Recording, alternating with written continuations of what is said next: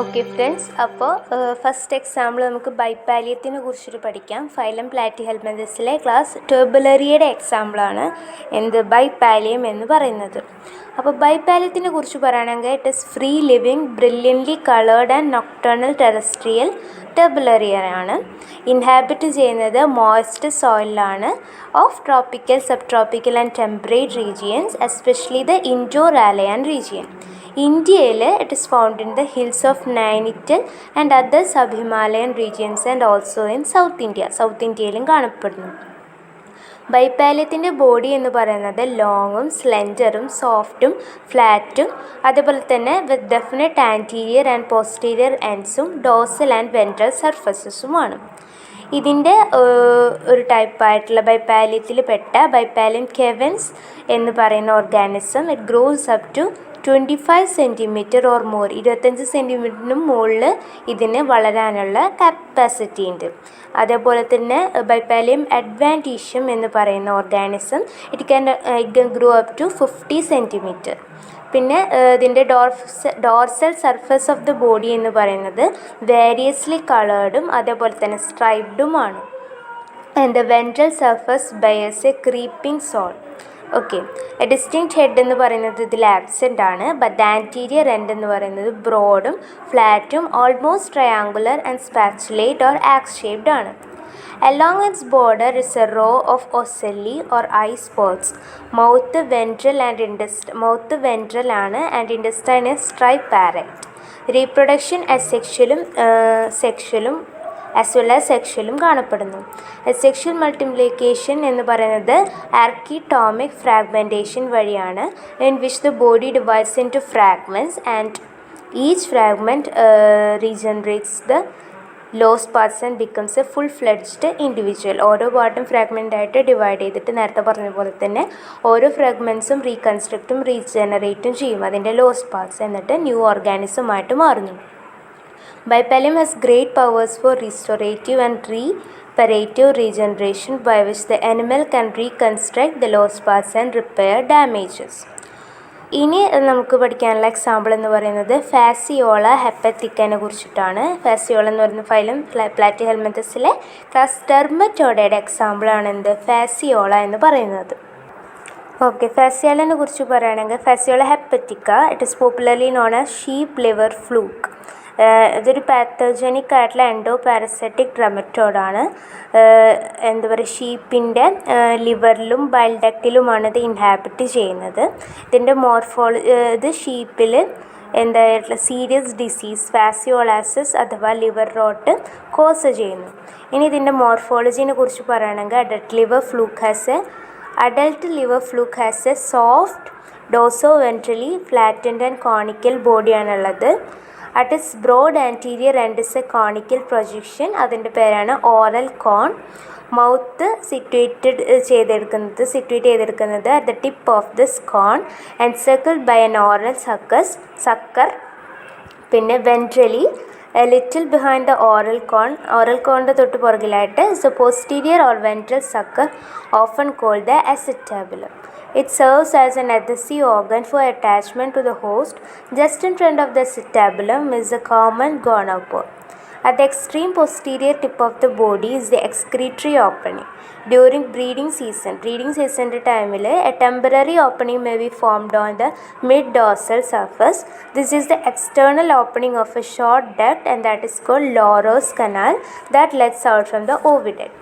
ഇതിൻ്റെ ലൈഫ് സൈക്കിളിനെ കുറിച്ച് പറയുകയാണെങ്കിൽ ഡൈജനറ്റിക് പാരസൈറ്റാണ് Fasciola. Its life cycle is completed in 2 species of host. 2 ഹോസ്റ്റിലാണ് ഇതിൻ്റെ ലൈഫ് സൈക്കിൾ കംപ്ലീറ്റ് ചെയ്യാൻ പറ്റുക. ഒന്ന് ഷീപ്പിലും and pond snail, Lymnaea or Planorbis എന്നും പറയും. ലൈഫ് സൈക്കിൾ ഹൈലി കോംപ്ലക്സ് ആണ്. It involves 5 larval stages. 5 larval stages involve ചെയ്യുന്നു. Namely miracidium, sporocyst, redia, cercaria and metacercaria. Fertilisation internal ആണ്. Fertilised eggs are stored in the uterus for some time. Fertilised eggs എന്ത് ചെയ്യും? യൂട്രസിൽ കുറച്ച് നേരം store ചെയ്യും. ഈ സമയത്ത് ഓരോ എഗ്ഗും കോട്ട് ചെയ്യപ്പെടുന്നു with yolk and enclosed within a shell. ഒരു ഷെല്ലിൻ്റെ ഉള്ളിൽ എൻക്ലോസ് ചെയ്യപ്പെടും. Now, embryonic development begins and shelled eggs transform to shelled embryos. Then അതിനുശേഷം they are discharged to the bile duct of the host. അത് bile ductലേക്ക് discharge ചെയ്യപ്പെടുന്നു. അവിടെ നിന്ന് from there they reach the intestine of the host and finally passes to the outside along with host fecal matters. ഈ എംബ്രിയോസിന് they can undergo further development only when they are laid in moist places. Under favorable conditions of light, moisture, temperature and oxygen in the soil, each embryo develops to a ciliated larva. അതിൻ്റെ പേരാണ് മിറാസിഡിയം. Okay, അപ്പോൾ മിറാസിഡിയത്തിനെ കുറിച്ച് പറയുകയാണെങ്കിൽ അതൊരു minute free swimming ciliated ലാർവയാണ്.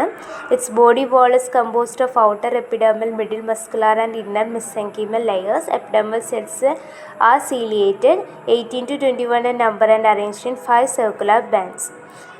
മിറാസിഡിയത്തിൻ്റെ ബോഡിയിൽ there is a pair of protonephridia seen in the posterior half. There are several large undifferentiated embryonic cells called germ cells or protogatory cells. Some of them undergo repeated division and form small clusters called germ balls which give rise to new larvae at a later stage. മിറാസിഡിയത്തിന് further development undergo ചെയ്യാൻ പറ്റും. എപ്പോൾ only in the intermediate host. Intermediate ഹോസ്റ്റിൽ മാത്രമേ അതിൻ്റെ further development അതിന് continue അഥവാ undergo ചെയ്യാൻ പറ്റുള്ളൂ. The commonest intermediate host of Fasciola hepatica is pond snail. നേരത്തെ പറഞ്ഞ പോലെ തന്നെ പോണ്ട് സ്നെയിൽ, ലൈബ്നെ ട്രുൻകാറ്റൂല എന്നാണ് ഇതിന് പറയുന്നത്. ഇതിൻ്റെ ഈ ഹോസ്റ്റിൻ്റെ പേര്. ഇത് larva has only a very short free life. A few hours മാത്രമാണ് ഇതിൻ്റെ ലൈഫ് എന്ന് പറയുന്നത്. ഈ പീരീഡിൽ it has to gain access to the snail. ഈ പീരീഡിൻ്റെ ഉള്ളിൽ അതിന് സ്നെയിലിലേക്ക് എത്തണം, അല്ലെങ്കിൽ അത് എന്ത് ചെയ്യും, ഡൈ ചെയ്യും. It actively swims about in search of the snail. ഇത് സ്നെയിലിനെ സെർച്ച് ചെയ്തിട്ട് സ്വിം ചെയ്യാൻ തുടങ്ങും ആക്റ്റീവായിട്ട്. If it comes in contact with the snail, ഇത് കോൺടാക്ട് ചെയ്യപ്പെട്ടിട്ടുണ്ടെങ്കിൽ സ്നെയിലിനായിട്ട് it bores to the mantle and the pulmonary sac of the snail with the help of apical papilla and tissue dissolving secretions. Now it comes to occupy the roof of the pulmonary chamber and undergoes further development. It casts off its ciliated epidermis and eventually becomes saccular. Simultaneously, its apical papilla, glandular apparatus, cerebral ganglion and eye spots also disappear. ഇതൊക്കെ disappear ചെയ്യും. Soon it migrates to the internal tissues of the snail and transforms to the next larva, and that is called sporocyst. അപ്പോൾ രണ്ടാമത്തെ larva എന്ന് പറയുന്നത് സ്പോറോസിസ്റ്റാണ്. സ്പോറോസിസ്റ്റിനെ കുറിച്ച് പറയുകയാണെങ്കിൽ elongated and secular larva ആണ്. അതിൻ്റെ body consist of outer tegument, middle muscular layer and the inner mesenchyme layer. Internally sporocyst has a pair of protonephridia and several germ cells and germ balls. Germ cells and germ balls are those of Miracidium പോലെ തന്നെയാണ്. So they are undifferentiated zygote cells. Germ cells undergo repeated division and form further germ cells. On the other hand, germ balls behave as embryos. Some of them directly develop to the third type of larvae called radiae. This phenomenon by which several embryos are formed from a single zygote is called polyembryony. Formerly, it was believed that radiae develop from the undifferentiated cells that are budded off from the mesenchymal lining of sporocyst. Accordingly, it was considered to be parthenogenesis. പക്ഷേ cytological studies have shown that the germ cells from which radiae develop and are typically zygotic cells ആണ്, and not unfertilized gametic cells അല്ല.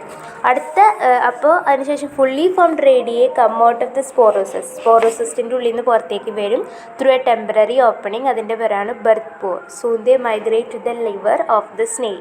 അപ്പോൾ അടുത്ത larva എന്ന് പറയുന്നത് റേഡിയാണ്. Redia എന്ന് പറയുന്നത് ഇലോങ്ങേറ്റഡ് ആൻഡ് സിലിണ്ട്രിക്കൽ ലാർവയാണ്. Body wall composed of outer tegument, middle muscular layer and inner mesenchyme layer. അപ്പോൾ റേഡിയയ്ക്ക് ഷോർട്ട് എലിമെൻ്ററി കനാലും and a pair of protonephridia ഉണ്ട്. Elementary canal has a small apical mouth, suctorial pharynx, short esophagus and a circular intestine. Surrounding the pharynx and opening to it are numerous pharyngeal gluts ഉണ്ട്.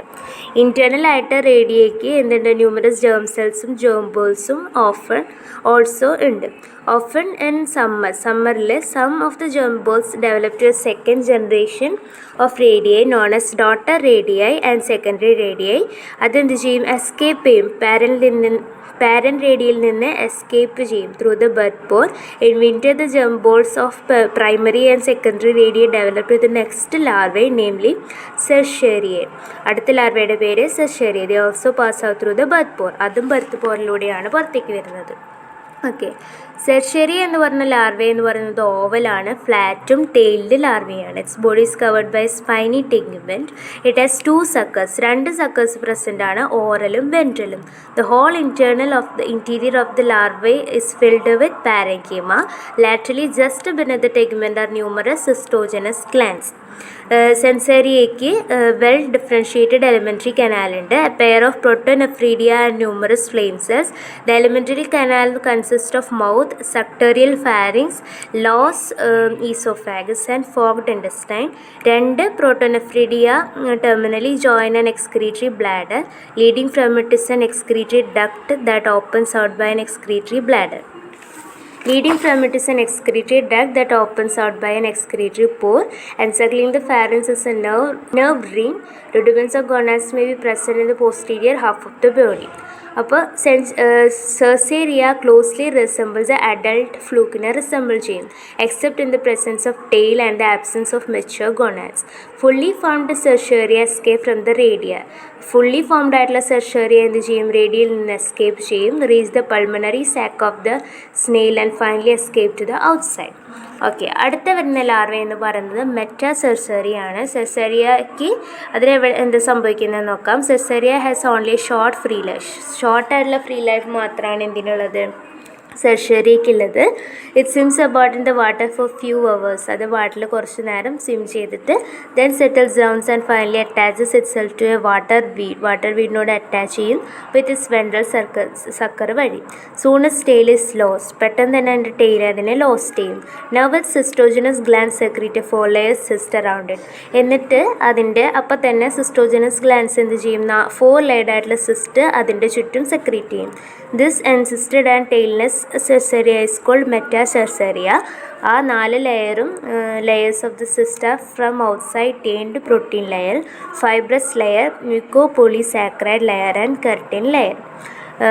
മെറ്റാസെർസേറിയ എന്ന് പറയുന്നത് infective ആണ്. Its further development is possible only in sheep. അതിൻ്റെ ബാക്കിയുള്ള development ഷീപ്പിൽ മാത്രമേ complete ചെയ്യാൻ പറ്റൂ. Sheep often swallows large numbers of Metacersaria while it feeds on the plants to which Metacersaria remain attached. In the intestine, the host encystment occurs.